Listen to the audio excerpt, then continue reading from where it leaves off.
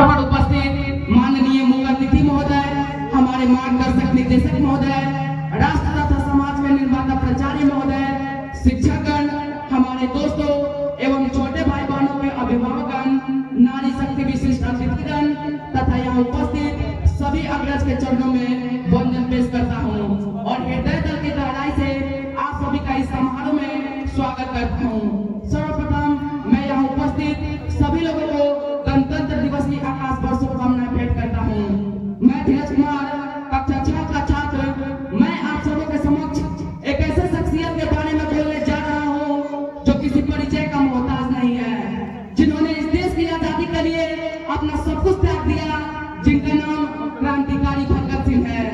वे मुझे मार सकते हैं लेकिन मेरे विचारों को नहीं मार सकते। वे मेरे शरीर को कुचल सकते हैं लेकिन वे मेरी आत्मा को नहीं कुचल पाएंगे।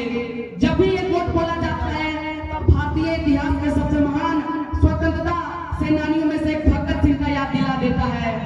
अमर शहीदों में सरदार भगत सिंह का नाम सबसे प्रमुखता से लिया जाता है। भगत सिंह का जन्म 28 सितंबर 1907 को पंजाब के ललपुर जिले के बंगा गांव के एक देशभक्त सिख परिवार में हुआ था, जिनका उन पर अनुकूल प्रभाव पड़ा। भगत सिंह एक ऐसे व्यक्ति थे जो इस देश के लिए हंसते हंसते फांसी के फंदे पर झूल गए।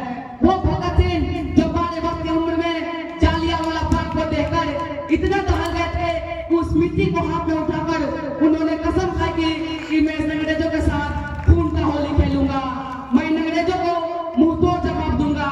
वो क्रांतिकारी भगत सिंह जिसने बचपन में जब अपने पिता को खेत में कुछ बोते हुए देखे तो उनसे पूछे कि पिताजी ये आप क्या कर रहे हैं, तो पिताजी ने क्या जवाब दिया, बेटा मैं ये बीज बो रहा हूँ, ये बड़े होकर फसल बनेगी और इस बीज से अनेकों बीज उत्पन्न होंगे। तो इसी को देखकर अगले दिन क्रांतिकारी भगत सिंह ने उस खेत में एक बंदूक बोई। जब पिताजी ने सवाल किया तो उन्होंने जवाब दिया कि पिताजी इस एक बंदूक से हजारों बंदूक निकलेंगे जिससे मैं इस अंग्रेजों का खात्मा करूंगा। वो दिया क्या जो थके हथियार से, वो कली क्या जो न खिले खार से, शान तेरी तभी है ये इंसान जब तो कफन को चुनरी बना दे प्यार से।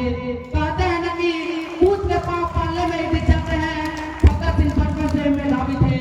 उनका किताब से बहुत गहरा लगा था। उस समय जब उन्हें फांसी की सजा सुनाई गई थी और वो जेल में थे, उस समय में भी वो किताब को पढ़ते रहते थे। वो लेनिन को भी पढ़ते थे, मार्क्स को भी पढ़ते थे, वो विवेकानंद को भी पढ़ते थे और सावरकर को भी पढ़ते थे। इसलिए अलग अलग किताबों को पढ़ने से उनके पास ज्ञान और समझ भरपूर था। भगत सिंह इस देश में आजादी की वो अग्नि जलाने आए थे जो अंग्रेजों को नास्तानाबूद करने के लिए काफी था। जब सरदार भगत सिंह को फांसी की सजा सुनाई गई थी तो भगत सिंह ने एक पत्र लिखा। उसमें उन्होंने ये कहा कि मुझे फांसी से नहीं बल्कि गोली से मारा जाए, क्योंकि फांसी तो एक अपराधी को जाती है, मैं कोई अपराधी नहीं बल्कि इस देश का सिपाही हूँ। कल्पना कीजिए जब 23 साल का युवा अपनी मौत के लिए अंग्रेजों के सामने खड़ा होकर गुहार लगा रहा था कि मुझे मौत दीजिए, मुझे इस देश के लिए मरना पसंद है लेकिन अंग्रेजों की गुलामी नहीं। मुझे मालूम है जो ये चारों तरफ तबाही है, हुकूमत की सियासत में तमाशों की गवाही है। तुम्हें हिंदू की चाहत है न मुस्लिम की अदावत है, तुम्हारा धन तो सदियों से तिजारत है। तुम्हें मुजरिम कहूँ कैसे, तुम्हें मुजरिम कहूँ कैसे, तुम्हें अदालत में तुम्हारा जुर्म को साबित करूँ कैसे। तुम्हारे जेबों में न खंजर और न ही हाथों में कोई बम था और तुम्हारे रथ पे तो मर्यादा पुरुषोत्तम का ही परचम था। उस परचम को लहराते हुए सरदार भगत सिंह, राजगुरु और सुखदेव को जब फांसी का दिन तय किया गया था उसके एक दिन पहले ही इस घर अंग्रेजी शासक ने उन्हें फांसी दे दी। वे भी हंसते हंसते कुर्बान हो गए। आप सबों के समक्ष मैं भगत सिंह पर कुछ पंक्तियां सुनाने जा रहा हूँ, जरा गौर कीजिएगा। आजादी का एक दीवाना नाम भगत सिंह लिखता था, आजादी का एक दीवाना नाम भगत सिंह लिखता था, गांव के सारे बच्चे जैसा ही तो दिखता था, सब गुड्डे गुड़िया खेलते थे, उसको आजादी प्यारी थी, भगत के दिल में दबी हुई इनकलाब की चिंगारी थी। उसकी आंखों के सामने ही जालियांवाला कांड हुआ, जनरल डायर के आदेशों से कैसे खूनी फाक हुआ। उस दबी हुई चिंगारी ने जन्म दिया एक ज्वाला को, क्रांतिकारी बना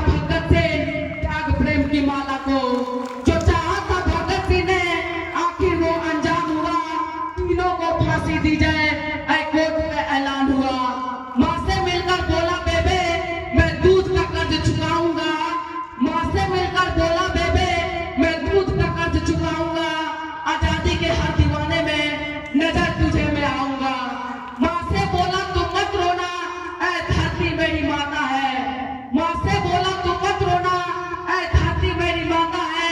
23 मार्च का दिन आया, ऐ भूमंडल भी डोल उठा। जेल का हरे कोना रंग बसंती बोल उठा। जेल का हरे कोना रंग बसंती बोल उठा। जब चुम्मा होगा भगत सिंह ने, रस्सी भी कांप गई होगी। जब चुम्मा होगा भगत सिंह ने, रस्सी भी कांप गई होगी। पत्थर दिल वाले अंग्रेजों के भी दिल पिघल गए होंगे। शहीद अंजाम भगत सिंह का कही गई कुछ बातें मैं आपके साथ साझा करना चाहता हूँ। बुराई इसलिए नहीं बढ़ रही है कि लोग बढ़ गए हैं, बल्कि बुराई इसलिए बढ़ रही है क्योंकि बुराई को सहन करने वाले लोग बढ़ गए हैं। जिंदगी तो सिर्फ अपने कंधों पर जी जाती है, दूसरे के कंधों पर तो सिर्फ जनाजे उठाए जाते हैं। इस कदर वाकिफ है मेरी कलम मेरे जज्बातों से, अगर मैं इश्क लिखना भी चाहूँ तो इनकलाब लिख जाते हैं। अगर मैं गुलाम भारत में शादी करूंगा तो मेरी दुल्हन से मौत होगी, किसी और के